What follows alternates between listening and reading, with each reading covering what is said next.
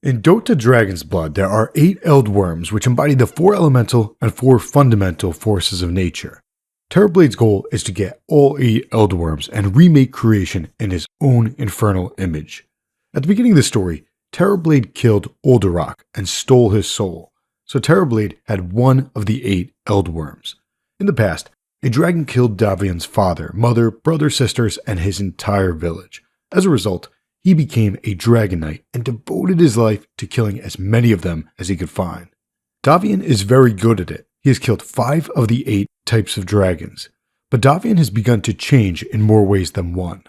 When Terrorblade possessed Uldurak, Slairac awoke, and Davian helped Slairac kill Uldurak. But Uldurak's soul never resurrected in the Elder World, so Terrorblade still has control of Uldurak.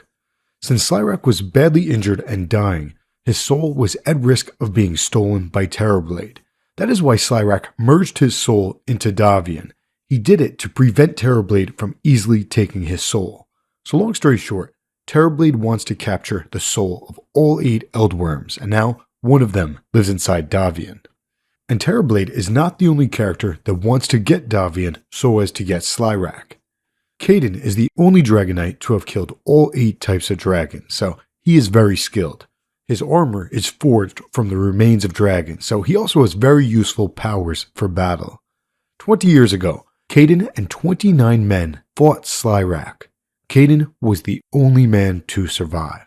So for the past 20 years, Caden has hated Slairac. That is why he tried to kill Slairian when he found out that Slairac was inside Davian. At the end of Season 1, Caden found Slairian, turned him back into his Davian form, and dragged him off. So long story short, Terrorblade wants Slairac's soul, but Caden now has him. Historically, Caden has wanted to kill Slairac, but that may have changed. We'll find out soon in Season 2. Before we discuss the ending, let's take a look at Mirana. Mirana was the Princess of the Moon, Princess of the Sun, Princess of Night Silver Woods. But Fimrin stole the lotus flowers from the Temple of Mene. So Mirana left the Night Silver Woods to get back the lotus flowers. The shopkeeper told Mirana to go see a sage that keeps to himself in his tower, and he gave her the emerald which she used to see the tower. But the shopkeeper would not accept anything as payment. He told Mirana that he expects a favor in return from a princess who may be more than a princess. So just like Fimrin, Mirana is special. Maybe she becomes the new goddess of the moon instead of Fimrin, or maybe the goddess of the sun. After all, Mirana's uncle is part of the Helio Imperium, Helio being a word for the sun. Mirana's uncle paid people to imprison her, and the informant referred to Mirana as the usurper's whore. So there's a lot going on with Mirana. Her father is or was an usurper. But what did he usurp? Who did he usurp it from? And how does Mirana's uncle play into this? We'll probably find out in Season 2. Okay, now let's discuss the ending. In order to do that, we actually need to go back 1,000 years. Fimrin told her friends that 1,000 years ago, Selimene trapped the goddess of the moon in shadow, and Terrorblade referred to Selimene as an usurper. Those 2 lines suggest that Selimene was not always the goddess of the moon. Selimene presumably usurped the power from Mene during a blood moon. Selimene and the Invoker had a child named Philomena. Philomena was alive when the Invoker raised the tower. It was a warm and welcoming place. But Philomena was sad because her mother, Selimene, never visited them. On top of that, Philomena became sick after visiting her mother.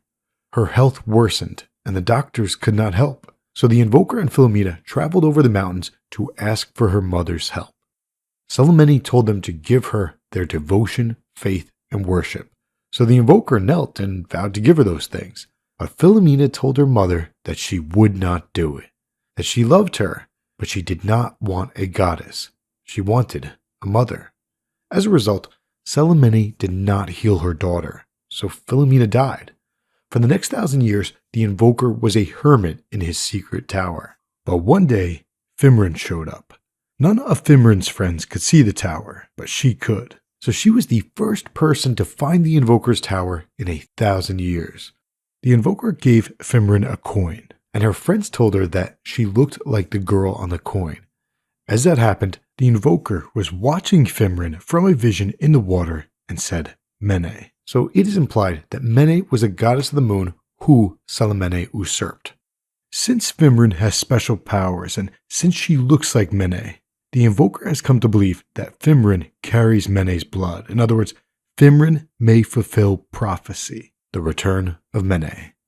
That is why the Invoker struck a bargain with Terrorblade, 7 souls for 1, Salamene's. So far, Terrorblade possessed one of the 8 Eldworms, Olderak. The Invoker captured a second Eldworm, Lyrak. So Terrorblade wants 6 more Eldworms, and one has merged itself with Davian. Kaidan now has Davian, and assuming he doesn't kill Davian, Kaidan could be a powerful ally. Over the course of Season 1, Davian and Mirana developed strong feelings for one another, so she is another powerful ally. And with her comes Marcy, maybe even Luna as well. Davian also built a friendship with Fimrin, who has very useful powers, but ultimately, the Invoker may be the most powerful of them all.